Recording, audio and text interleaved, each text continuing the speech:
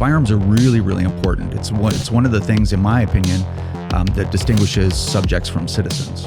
So political parties see a political advantage into villainizing a group of people that typically wouldn't vote for them and using that to get even more enthusiastic support. I think when one side gets unreasonable, the other side gets unreasonable, and then it's hard, I think, for reasonable people to find a home. The whole world's locked in an ideological battle right now.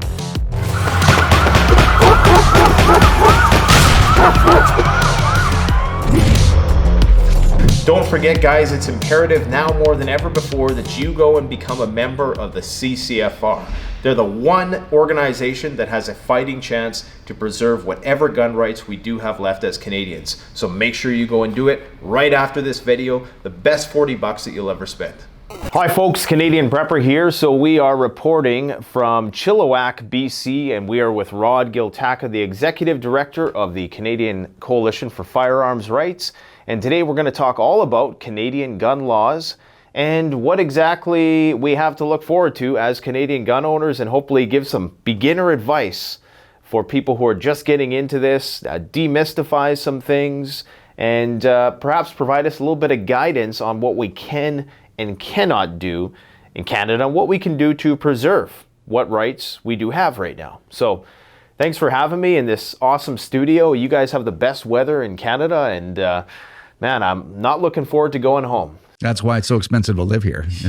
You have to pay a premium to get it up here. Maybe just tell us, for my American viewers, because half of my viewers are from the United States, what are some common misconceptions, some myths surrounding Canadian gun ownership? Can we even have guns here? Obviously, I know we can, but maybe we can just break the ice with that. Yeah, there's a lot of guns in Canada, and there always has been. And I think if it were a few years ago, we would be breaking all kinds of myths about Canadians not being able to own guns, because we had AR-15s, we had and still do have handguns in Canada, although the regulations and rules around handguns are very different. And of course, all kinds of long guns we can have in Canada. Although in recent times, things have been changing a lot. We lost AR-15s. They're now prohibited. And apparently, you're not going to be able to keep the AR-15s that you have. They're going to be either bought back or permanently deactivated, meaning welded shut and all the rest of that stuff. And we most recently lost handguns, or we're in the process of losing handguns, and that'll be a prohibition on handguns that includes grandfathering. So the people that have handguns will be able to continue to use them and to keep them, but when they die, the government will come and collect those guns. So I think a lot of the myths that Americans believed about Canadians and guns are actually coming true, even though previously they weren't. Yeah, up until a few years ago, like you said, we had a lot of those things. And I recall fielding a lot of comments like that. We do, of course, have the distinction between restricted and non-restricted, which I don't think is too prevalent in the United States, depending on what state you're on. So if a person is new to guns in Canada, like I was 10 years ago, what is the process that they have to look forward to? So it's probably a good idea to have guns. They're useful tools, and you can do that in Canada by first taking the Canadian Firearm Safety course. So there's mandatory safety training in Canada. That's one of the regulations, one of the laws that we have here. So it's typically a 2-day course if you want restricted and non-restricted firearms. Non-restricted firearms are typically long guns for a hunting or sporting purpose, and restricted firearms are typically handguns, and then our AR-15s back in the day fell into that category. So if you want only non-restricted firearms, it's a 1-day safety course.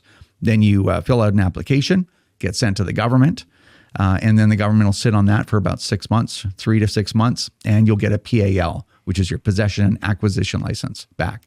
Once you get your PAL, you basically can buy as many firearms and as much ammunition as you want. So that's how you get a gun in Canada.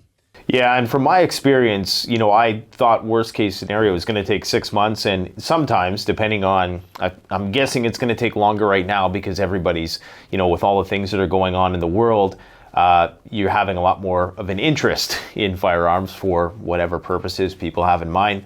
But for me, it only took around 2 months turnaround, surprisingly. So I think it just depends on when you get in and when they decide to tackle that stack of papers on their desk. So, not to discourage people, that it might actually be sooner than 6 months. And I recently just started shooting with my son, who's 7, and got him a little, what is it called, little rascal, like 22. He loves it. It's just, it's a good way to bond too as well, and teach discipline and safety, and just the importance of wielding something that is a tool, but it's also potentially dangerous. So I guess a lot of the misconceptions around firearms ownership in Canada, because there's always this, when you're talking about firearms, you always hear people say for the purpose of hunting and or sport shooting. Getting down to brass tacks is, can you use a gun for self-defense in Canada? Yes or no? The real answer is yes, you can. And you can defend yourself with a firearm or a pipe wrench in Canada under, if your use of force is reasonable in the circumstances, you can do that. The big difference is that number one, it's discouraged, and we can talk about why it's discouraged in Canada in a second, because that's a really important conversation. And for two, pipe wrenches don't have an entire act of Parliament that governs its possession, its storage, its use, all the rest of that stuff. So it gets very complicated. But the Firearms Act itself refers to protection of life of yourself or someone else with firearms. And if it's used as a weapon of opportunity, then it's appropriate as long as you've met the criteria that your use of force was reasonable in the circumstances. And that's all laid out in the criminal code. So it's a myth that you can't use a firearm to defend yourself. You can if in the right circumstances, but it's complex in Canada. Now, what's really important is, why is it discouraged? Even though the Firearms Act itself refers to use of firearms for the protection of life of individuals or others, the government and the bureaucracy do not ever want to acknowledge that a firearm is a good tool or an appropriate tool, or that you're buying a firearm for the purpose of self-defense. The reason, even though it is the most effective tool in the world for an individual to protect themselves against another individual, they don't ever want to endorse that. Because if people start connecting self-defense, their right of self-defense, which apparently we have, with the use of firearms start looking like they're a right. And that's not something that the Canadian government or the bureaucracy or the media at any level wants to ever have a conversation like that. They don't want people thinking that they have a right to things. So they would consider it a privilege as opposed to a right. Yeah, we don't have a codified right to own firearms in Canada. And even things that are in the Charter of Rights and Freedoms really aren't rights, because the Charter itself says, here are the rights that you have, unless a court determines you don't have them, right? So why do you think that there's this, why do you think the government is so against this idea of people using guns for self-defense, obviously not wanting to promote it for that purpose? Is it just to discourage vigilantism? Is it because they view it as a slippery slope? Is it just because they want them to be the only ones with guns? I mean, going down that, rabbit hole. What do you think the reasons are for this? I think it's all those things. The state wants a monopoly on force. And, in my experience, they're not too concerned about,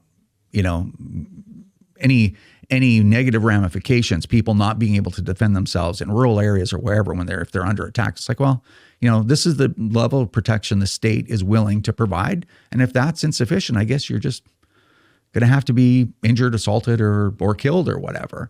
But they do not want to ever give any ground as an entity, as a government or a bureaucracy, the official line. They never want to give any ground to people that say, well, I don't want to be a victim of violence, and I live 45 minutes away from the nearest police response. That's not a good enough excuse. So just, they want to have a monopoly of force. They don't ever want you to think that you have more rights, and this is just my opinion, more rights than they think you do. And in vigilantism, that's a concern. You don't want people just, you stepped on my property thinking it was someone else's yard and you get shot. Obviously, nobody wants that. Right. But they definitely take that to extremes. Yeah, what the CCFR advocates is a far more reasonable position, in light of the current political climate. We need to approach these issues sensitively. And, it's fun to, spin idealist rhetoric about, my right to defend myself and yada, yada, yada. And a lot of the stuff that we see down in the South, which is great because, that's kept guns in their possession. Unfortunately, we have a different political climate here. We need to broach the topic a bit more sensitively. So in terms of self-defense then, could we describe a situation in which it would be okay to use a firearm for self-defense? Because obviously with our storage laws would dictate that a lot of these things are going to be behind lock and key 24/7. So if there was a case of, it'd be very rare circumstances, it would seem anyways, if you know all of these laws, which I don't claim to know 100%, but is there, can you maybe give an example of, one of these situations where, or even a story or event that has happened, like a real event that has happened in the past that maybe would give people a understanding of what that would look like if what a legal self-defense with a firearm would look like? Well, I guess in the most cut and dried version would be you live in a rural area and people roll up with guns and they're going to do something to you and your property and you don't know what that is. You see them coming, you have the opportunity to go to your safe, get your firearm, load it, and try to protect yourself. I mean, that would be a pretty cut and dried situation. The amount of force that you're confronted with is equal to the amount of force that you're willing to use in your defense. You really can't go anywhere. You can't retreat. That's not retreating. Actually, isn't a requirement in Canadian law. Although some courts like to say, well, how come you couldn't have just run away? And say, well, I had my kids in the house. I'm not running away. I'm going to leave my kids to, this armed group. So, I mean, this is very hypothetical, right? But describing individual cases is difficult. I mean, you can do research into cases and see what the circumstances were, but these cases tend to be quite complex. But as a rule of thumb, you can go to the criminal code and you can look at what the requirements there are to not be charged with a criminal offense by using a firearm to defend yourself. So it's, again, I wish there was an easy answer. There really isn't an easy answer. It's complex. But if anyone thinking of using a firearm to defend yourself, you need to do a lot of reading. You need to do a lot of research. You need to do that in advance. In a situation confronting interpersonal violence, in those seconds or fractions of a second in which you have to make life-changing decisions, both for yourself and for whoever the assailant is, that's not when you're thinking like, oh, is this appropriate? You need to do that work ahead of time. But it is legal to do that. You just can't declare like, oh, the reason I have this gun is to defend myself, because the bureaucracy will not allow you to keep that gun. Do you have to feel that your life is threatened? Like, do you feel like you're going to die? Or is it just, I'm going to like risk of bodily harm or risk of death? Like, where's the, like a guy was coming at me with a pipe wrench, say, I might not have died, or, I may have. Like, what is the line there? Do they have to have a firearm? Do they have to have a knife? Or is just the fists? And there's somebody who's, like bigger than you, Well, you have to have, under reasonable circumstances, you have to believe that you're going to suffer grievous bodily harm or death. And that could be someone that just has a physical advantage on you, right? The 25-year-old violent drug addict, 6 feet tall, 230 pounds against, the 98-pound grandmother. Those things are taken in consideration. But as I said, in Canada, it's really complex. Every single aspect of that interaction is going to be examined. And typically, you'll be charged first, and you will have to justify your way out of that. In the United States, in certain states, it's like, well, they were on my property. They were huge, or they had a pipe wrench, and that's it. So I protected myself, and in some jurisdictions that's enough. In Canada, it's looked at really, really carefully. Yeah, it's unfortunate that we that we have to justify things in that way. So you said that it's not okay to declare that you're owning a firearm for the purpose of self-defense. So when you go to apply for your PAL, I mean, is this a question that's asked, like, why do you want to have a firearms license? Or is it just implied that you're getting it for hunting and sport shooting purposes. No, you're asked this question, and for example, when you buy a handgun, if we are still allowed to buy handguns, like right now we still are, but that regulation is going to be changed anytime, and then you won't be able to transfer a restricted firearm anymore, or handgun.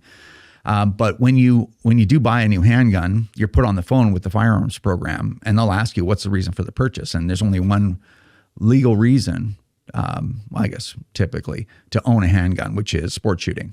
You might say I'm a collector as well. I guess that would be the only other reason, but sport shooting. If you were to say, well, it's getting weird out there, then you're not getting, the transfer won't go through. So it's interesting. It's kind of contrary to the spirit of the law. It's contrary to the spirit of self-defense, in my opinion. I think it's reasonable that people should have firearms so that they don't suffer rape, assault, or murder. Right? I mean, it's funny because in Canada there's a conversation about how inappropriate it is for people to protect themselves against those things. There are a lot of people, if you go to social media and you have these conversations, they're like, this is the most ridiculous idea that you would protect yourself from being, killed or assaulted or whatever, or even from your things being taken, your property being taken, that you should mount any kind of resistance whatsoever. It's a very strange conversation in Canada. And it really shouldn't be. Either you have an ability to defend yourself and your property and the people that are under your protection, or you don't. But it's just something I think it's taken decades of the mainstream media and politicians and government in Canada to convince people that they shouldn't have the right to protect their lives. And there are a lot of people that don't think they should be. Yeah, it seems like they presume that, and when I say they, I mean people who are against this idea of self-defense, they presume that people are acquiring firearms out of some, desire to use it in that way. When that's the last thing anybody wants to do is to have to use a firearm in self-defense. Like there is no desire to use it in such a way. It's more of like an insurance policy, if you will. But it's incredible how, like you say, we have this culture which is so against the idea of defending yourself, especially the most vulnerable people who are in crime-ridden environments, who have physical disadvantages, single mom, whatever the case might be, people who would benefit from that equalizing force of power that having a self-defense tool. I mean, even a taser. You can't own a taser, like things like that. You can't carry a pocket knife for defense. Right. In Canada. It's just this culture of anti-self-defense, which presumes that the state is the only one who should wield that level of power. Yet a lot of our higher ranking politicians, people who are in powerful positions have their own personal security and have their permits to have, armed security guards or whatever the case. Even our money is protected by, armed security guards, yet, our children are not protected in certain environments, especially in light of all the things that are going on nowadays. It's just, it's astonishing to me. I just don't understand it. There's a lot of misconceptions on both sides and miscommunications. How do you have that conversation with somebody who is dead set against gun ownership? How do you have that conversation in a way that's constructive? Because it's one thing to just, talk like we're talking now, but you're never gonna break through with people, right? But how do you engage people who are maybe either on the fence or anti? Well, it's nowadays it's next to impossible. Doesn't mean we shouldn't be trying and shouldn't be doing everything we can to get through to people. But when people reject the idea of self-defense, they're typically people that don't know anything about violence. They don't have a clue. They live in safe places. They may or may not have ever had violence ever touch them. They don't understand the dynamics of violence. And it's interesting because before I was a gun owner, I was a lot more aggressive, right? As a young man, I was far more aggressive. I was far more ready to pull my car over in road rage and see if somebody wants to tailgate me anymore. Yeah. Then you become a gun owner, and when I became a gun owner, I started hyper focusing on it, and I started taking use of force classes, I guess you could say that, right? And shooting courses and combat rifle and combat pistol, and the more that I learned about violence, and the more real it got, the less aggressive and violent I ever wanted to be, because I understand what violence looks like. Whereas people, they're like, well, why do you need to protect yourself? You know, what's ever going to happen to you? It's like, well, there's random violence in Canada everywhere, you know, and right now more than ever. And yet, you know, people are thinking that you shouldn't have a right to defend yourself. When it comes to people using firearms to defend themselves, people that really understand violence, people that are trained for that kind of thing, hope they'll never ever have to do that, because they understand what that looks like. It's not the movies. You know, a bad guy comes at you and you shoot them, and then they fall limp and the threat's over. It's not like that. It's ugly and it's terrible. And the worst thing in the world for me would be to ever have to shoot another person, because I would have to live with that for the rest of my life.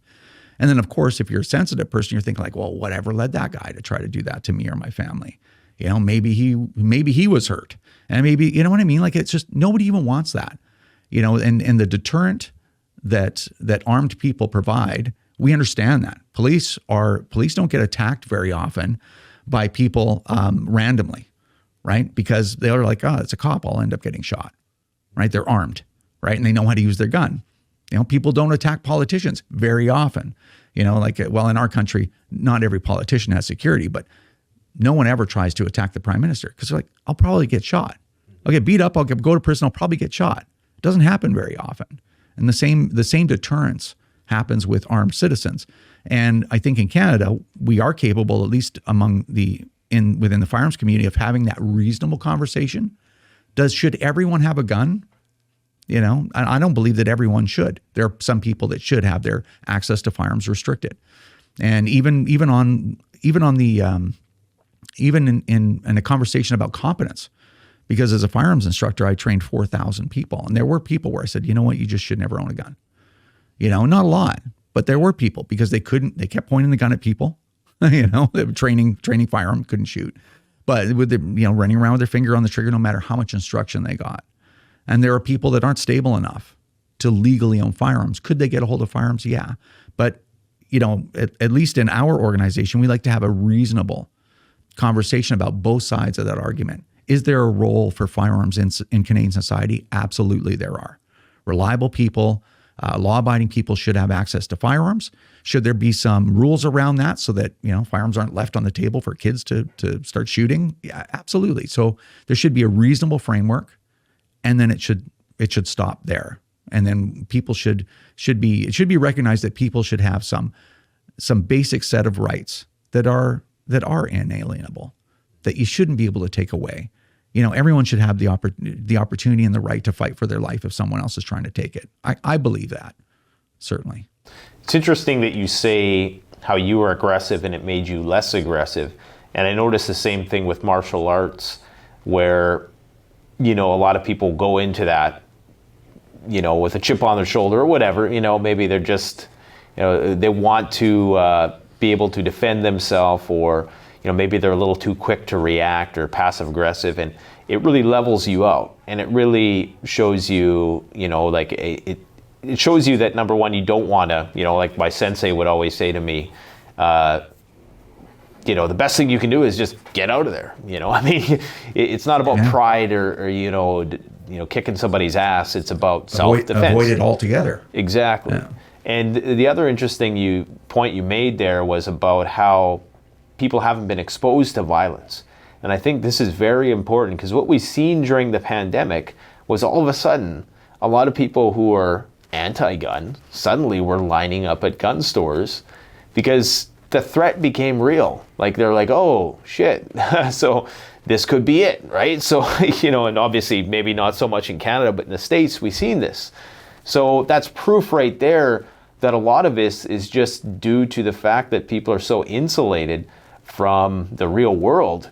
The real world, ironically, that a lot of, you know, poor inner city people have to face every day. You know, like you know, gangs and all this stuff that, you know, they're just not exposed to, but, you know, they can kind of virtue signal about online. Exactly. Yeah, they're detached from reality, and some of the most voracious anti-gun people are people that are just detached from reality. They think that because they don't need something in their estimation, that nobody needs it. And this idea that we all want to control each other's lives, and to the degree, I think, that people are thinking they want to control each other's lives, it's terrifying. It's going down a bad road. And the thing is, if we can't have reasonable conversations about these things, you end up with that pendulum swing. You swing too far to one side, eventually that pendulum is going to swing back, and it's not going to stop in the center, just left and right of center. It swings all the way to the other side. And that's, I think when people express opinions maybe that are too strong and get into the realm of being unreasonable, they don't realize that their reaction eventually is going to be unreasonable as well. And that's why I'm always trying to promote like a mature, completely honest, rational conversation about these things. Should people own guns? Absolutely, they should own guns. Should everyone own guns? Not everybody should have legal access to guns, because legal access should be a little bit easier than illegal access, right? Unlawful access. And that should be reserved for people that are law-abiding, responsible, prove competency, that kind of thing.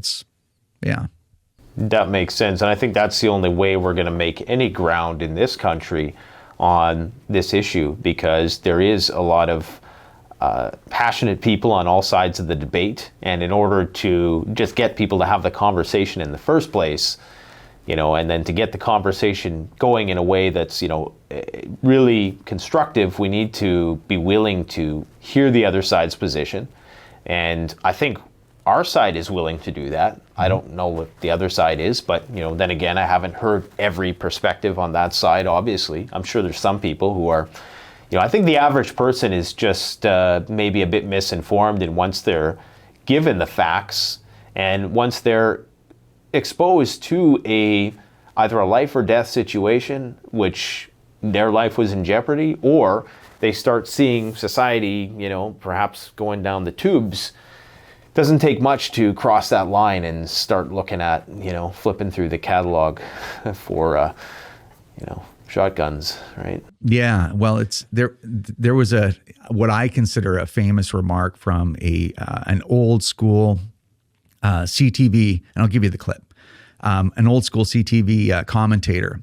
And it was when Stephen Harper, when he was prime minister, he had said, hey, firearms, when I was young or something, or growing up on the farm or something like that, farmers owned firearms also for a sense of security when they were a long ways away from police. And the media just lost their minds. They all fell out of their chairs, and it was just the worst thing ever that a prime minister could ever say, that someone would feel more secure because they could actually physically defend themselves when they were out in a rural area far away. And this commentator was completely outraged. And he was like, just the most, I couldn't believe the prime minister saying it was the most outrageous thing anyone could ever say, that we need guns in Canada to shoot our fellow citizens. And when I saw that, it was so bad, because this individual was so detached from reality. Because there was two things going on there. Number one, he was detached from reality. It's like, well, no licensed gun owner just wants to shoot their fellow citizens, right? I mean, what is a fellow citizen? Some raging, homicidal drug addict that comes to kill you and take your things, and to kill you like they're squashing an ant on the ground as they're walking or something. Are those the fellow citizens? Obviously, because you're not going to use lethal force against anyone else in any other circumstances. A reasonable person doesn't. And the other thing is that would be the type of person that would want the government to use force against citizens to take their things based on his distorted view of reality, his ivory tower, Laurentian elite view of reality. And that's what makes it so terrible. That's what makes this such a difficult conversation to have. There was just one more thing I wanted to comment on with respect to self-preservation. And this idea that when I'm in the forest, on some crowd land, I can carry a firearm, right? But, the idea that we have predators in this country, grizzly bears, black bears, moose in rutting season, like dangerous animals, and yet even then, even in that situation, we have to really justify why we want to defend our lives. Like, to me, that's just lunacy. that we can only carry bear spray. I can understand maybe, national parks, you don't want, there's kids and, you don't want people carrying around firearms and stuff like that. But to have to go and, you can get special permits. I understand if you could, you write a thing and you got to really explain your case. But it's just another example of how detached we are from that reality of, like the little harmless grizzly bears, they won't hurt you. Just, stop, drop, and roll or play dead. Or we have dangerous animals who not only just two-legged predator, we're talking about four-legged predators who could tear us limb from limb. Yet we have to justify or make a case as to why we need to protect ourselves in those situations. To me, it's kind of crazy. Yeah, I think it depends on the jurisdiction, but you're allowed to carry a firearm for predator defense in wilderness areas. There's some rule, again, with everything in Canada, there's lots of rules around that, and you should really do a lot of research so you know exactly how to handle that situation. But of course, it's not unreasonable to have a firearm because bear spray doesn't always work. And again, speaking strictly for myself, like I don't want to shoot an animal. For no reason. I mean, I don't want to do that, and I'll do everything to avoid that. But at the same time, I'm not going to get eaten by a bear, or torn to shreds by a cougar. That's just not going to happen. So switching the conversation because a lot of people we got a lot of idealists, and to my American viewers, I appreciate the passion that they bring with respect to firearms rights and not giving an inch type mentality. I totally understand that perspective, but here we have to play a different political ball game. And as much as I might also espouse some of those ideas, not all, how do we distinguish? There's those two views. There's the hardcore, constitutionalist mentality, and then there's this other mentality, because we know that that's not going to work, unfortunately. If we present that to the Canadian public, it's not going to work. The conversation is over before it starts. So what do we do in that situation? How do we get the conversation going? Well, it's difficult because firearms for private citizens to own firearms, it's really important. Firearms are really, really important. It's one of the things, in my opinion, that distinguishes subjects from citizens, right? Subjects don't have guns. Citizens do because they're part of the country. They're part of the community. But I think what happens is that when you have such extreme rhetoric, sometimes on one side, let's say the anti-gun side, like no one should even be able to own an AR-15. Like an AR-15 is just a semi-automatic rifle, completely non-distinguishable from any other semi-automatic. It's no more lethal than any other semi-automatic in the same caliber or similar caliber. When you have such extreme rhetoric on one side, it causes the other side to be like, well, we don't care what happens. We don't care if kids get a hold of guns and end up shooting their friend, or someone leaves a loaded gun somewhere, discharges and kills them, because they sat on it or whatever. Like there are things that happen that can be avoided just with basic safety and some reasonable guidelines around firearms. And the reason why we can't have that conversation is because this conversation has become political. Like I think that people should have a right to have firearms. And if they demonstrate that they can't be trusted, then we can take their firearms away. It should be done by prohibition instead of the other way around, right? Should be a negative option. But at the same time, there are things that you can do, like properly putting your guns away. And sometimes people need to be encouraged to do that, and that would save lives, and that would stop a lot of the negative aspects of firearm ownership from being ammunition for anti-gun people. So I think it's the veracity and the extreme tone of anti-gun people, and we sort of talked about that before, right? It's a pendulum swing that we know when it swings across the other side, you get an equally extreme position. Like, 7-year-olds should have handguns. It's like, well, no. I don't think 7-year-olds should have handguns. I think, maybe they could have access to handguns through their parent or, responsible adult, a 22 pistol or something like that, So it's, I think when one side gets unreasonable, the other side gets unreasonable. And then it's hard, I think, for reasonable people to find a home. That tent starts to get small. I mean, I've experienced it myself where it's like, well, you're a compromiser, you're this and that. It's like, well, wait a minute.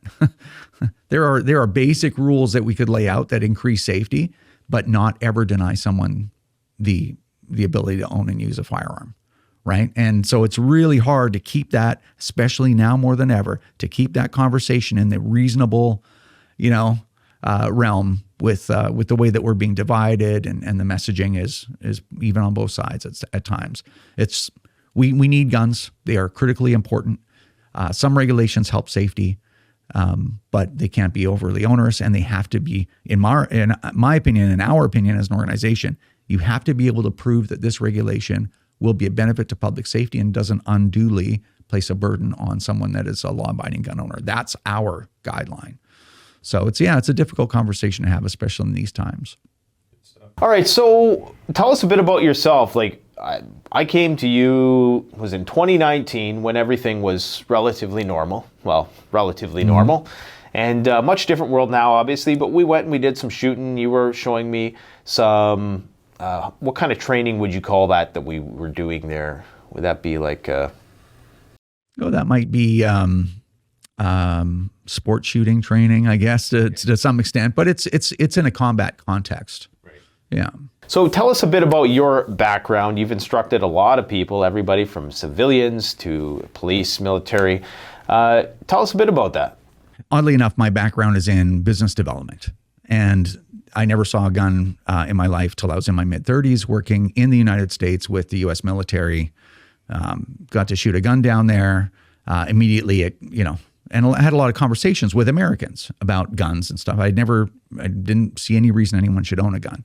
But we had a lot of talks, a lot of debates, and I'm like, well, what about this? And, in Canada, we don't really have guns, kind of thing, not knowing anything and not knowing any better. But I shot a gun down there. I got quite interested very quickly. It kind of grabbed me right away. I was like, this is an interesting experience. Maybe I want a gun. Came home, found out, there's a huge gun culture in Canada. Got a PAL, and I just started hyper-focusing on firearms. So I right away started taking pistol courses and rifle courses. And I was fortunate enough to take courses from JTF2, folks and Navy SEALs and, ERT personnel, like SWAT personnel. And I started a business. And through that business, that firearms training business, I was able to get a lot of training, lots of simunition training, warrant service, hostage rescue, active shooter training, all kinds of stuff. So when we would host training, and my expert, my 25-year ERT team leader expert would teach these courses, I would get to participate in those courses as well. So I accumulated a lot of training for a private individual, high-level training, and I was always very interested in it. And then when the training that I did was typically with beginners or people that just wanted to, just to sharpen up a few skills. I never, portrayed myself as anything I wasn't, because I don't think that's good for business. It's not good as an individual. I don't think it's right ethically. But that's the kind of training. So I did the Canadian Firearm Safety course, and I would do a lot of beginner training, and then sort of intermediate training, just running people through the paces, working on individual skills. Because I was never in the military and never law enforcement, so I would never, like I say, hold myself out as something I wasn't. So, but over the course of all that time, I trained 4,000 people over about 12 years. Obviously, as you know, we're having all these laws and regulations changed. We're losing guns in Canada. So what can a person do, the average person, do to try to walk some of this stuff back? What is our best bet right now? Obviously, the Canadian Coalition for Firearms Rights is one of those things. What do you guys do, and what makes you different, and why would a person want to get a membership? Well, I think you have to go back to what's the problem? Why are we losing guns? Like, that's a really important conversation to have. And the reason why we're losing guns is obviously there's an ideological battle in Canada, as there is in a lot of countries around the world. The whole world's locked in an ideological battle right now. And so if you drill down and you figure out what an organization like the CCFR has to do, you have to figure out what the problem is. And the problem really is that any identifiable group, and certainly one is controversial to a lot of people that are detached, don't know anything about guns, they only see gun violence. They'll support, there's an opportunity that political parties see there. And they're like, okay, well, we can convince these people that someone that would be so bold as to get a firearms license in Canada, is somebody that they don't identify with and that we can villainize. So, because you're always trying to divide and conquer. So political parties see a political advantage into villainizing a group of people that typically wouldn't vote for them and using that to get even more enthusiastic support. And it's all based on numbers. So, there's a political party that's in power right now. They're like, well, gun owners don't vote for us. Urban Canadians that are afraid of violence will think that we're the only hope if we beat up on these people, and they'll continue to vote us in. There's a political advantage to beating up on gun owners. And then it also serves a double purpose, which is it makes the government more powerful. They feel like they have control of more people. Like nobody gets a gun but us. So there's a bunch of things going on in parallel. So how do you combat that? Well, there's a number of things. You can take political action, like we're suing the government of Canada in federal court. It's a massive lawsuit with a full team of constitutional lawyers. It's never been done in Canadian history at that level. Wildly expensive, but we're taking it to them. And it actually has already changed their behavior when they came along for the handgun ban. You also can try to erode the political advantage that they're hoping to gain. You can reach out to non-gun owning Canadians and say, oh, do you want to know who gun owners are? Yeah, they're your next door neighbor. They're the mechanic that fixes your car. They're your doctor or your psychologist. I have friends that are psychologists that are gun owners. These are everyday Canadians. They aren't involved in any of this criminal activity. They're responsible. And it's important that we don't just throw away our freedoms for some political slogan. So to do that, you have to do programs that introduce gun owners to the rest of Canada, represent them as the good people that they are. You have to provide educational opportunities. You have to, take a stand against the government in opposition to things like suing them or going after them politically. You have to do all those things. You basically, the CCFR does everything we possibly can in as many areas as we can. So we do a lot of different projects that all touch on all of those individual issues. I think most importantly, this day and age, is that it's a very brand safe organization. Like there are so often groups like this are conflated with more radical political views, and I think you guys do a good job of keeping it apolitical. Obviously, you can only do that to so much of an extent because it does, politics does play a role in this, whether we want to admit that or not. But I think the brand safe aspect of it is important because that's the only way we're going to open up those doors to conversations. So where can a person go and where would you direct them if they wanted to become a member of the CCFR? Maybe talk a bit about what that is about, what that gets them. Obviously we know what we're supporting now with respect to things like the litigation against the government. Where can they go for that? Well, so the two things I want to address something that you said before. Certainly, if you want to become a member of the CCFR, you can go to firearmrights.ca, firearmrights.ca, or ccfr.ca. That'll get you there too. And you can become a member or donate directly to our legal challenge. You can do that. But when you say something like brand safe, it's next to impossible to be brand safe and be a firearm rights organization in Canada. You'll get labeled as the craziest stuff no matter what you say or do. But on the other hand, and we're a group just like any other. We're a group of human beings, so we're not perfect by any means. But we do put a lot of effort into making sure that we don't embarrass gun owners, because I think when you're persecuted as much as gun owners are for no reason, as gun owners are, you tend to lose your temper and push back. And basically, what you'll see sometimes out there is you'll see things that make gun owners feel good, but they're not helping. They're not beneficial to gun owners. So a lot of the behavior and the messaging and the dialogue and stuff like that out there that you'll see sometimes from gun groups and from gun owners, that may release a little bit of pressure, but it's not helping you. It's only reinforcing the stereotypes that the government are using to get that political advantage by saying, see, this is exactly why these people can't have guns. When in fact, it's just a regular person that's not going to do anything wrong. They're just mad because they keep getting called names and labeled and their motives assigned to them. So we do the best that we can. We try to never embarrass gun owners. We always put up a front of public education and, as positive as we possibly can. It's a very difficult topic, but that's really important to us. And that's, I think, what we do differently and why we were needed in, the Canadian landscape, because there were other groups, but not ones that were doing the things that we were doing and that we are doing. And in our opinion, that, maybe they colored outside the lines a little bit too much, which didn't help. So we're doing the best that we can to do the most effective job that we can for gun owners, especially in this political climate. So how does it feel to be, I know there are some other organizations which I don't think are doing anything tangible right now. How does it feel to be really the last bastion of hope for Canadian gun owners? I mean, this is really it. I mean, this is, that's why I would encourage you guys, go and support the CCFR. I mean, it's a last ditch attempt to save what we have. And what is it, like $100 a year or something, or $40 a year? $40 a year. $40 a year to support an organization that is the last stand against what we all know is coming. So $40 compared to, whatever the government's going to give you as a buyback, which is going to be, probably a lot less than what you paid for them, or, just not having the right to have them in the first place, I think that's a pretty good deal.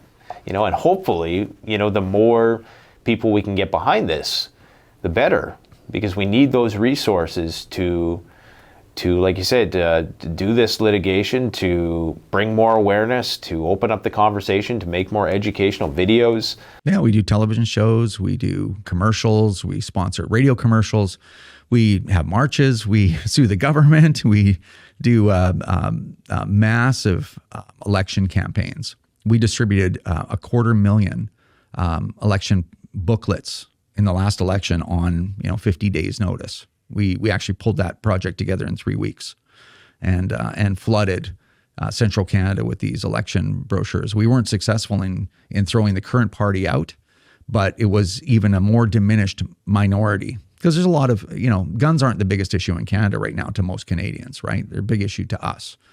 But as far as, the stuff that we do at the CCFR, we're an honest organization. We work really hard. And the hard truth, I think a lot of gun owners need to understand is the way that our system works, the only way to stop your guns from being taken is to elect a majority government, or at least a minority government of a party that is friendly to gun rights, or at least will stop the assault on gun owners. Like, that's it. We don't have a Second Amendment. We don't have a real constitution in Canada. It's all about, in our system, the British parliamentary system, it's all about a friendly government. So you need to elect a friendly, that is your only hope. Other than that, all the rest of the stuff we're doing is we're trying to educate the public. We're trying to diminish that political advantage for parties to beat up on us. We're doing all those things in preparation for an election so that we can get this current government out and get a government that wants to make Canada safer, get rid of this criminal element, and leave us alone. Recognize that people have some basic human rights. Recognize that people are trustworthy, and that people should own firearms. There's nothing wrong with owning firearms legally in Canada. So we're doing those things, and we're working as hard as we possibly can. Well, I mean, I don't think we're going to get a better deal out there than what you guys have to offer. And like I say, guys, go and support the CCFR. I mean, probably the best $40 you can spend right now. How much that's for ammo? I think I just picked up some .223. That's like $1 a round. So, 40 rounds, or support the CCFR. Firearms are essential, because people that don't have what they need are going to at some point be desperate enough to do whatever it takes to get those things. If you're not prepared at that point, you're not going to be prepared. You're going to be one of the people that are desperate, and I don't want to be that person. I don't want to be dependent on anybody else. And I don't want anybody else to have to look after me. The best way to support this channel is to support yourself by gearing up at CanadianPreparedness.com. where you'll find high-quality survival gear at the best prices, no junk, and no gimmicks. Use discount code PREPPINGGEAR for 10% off. Don't forget, the strong survive, but the prepared thrive. Stay safe.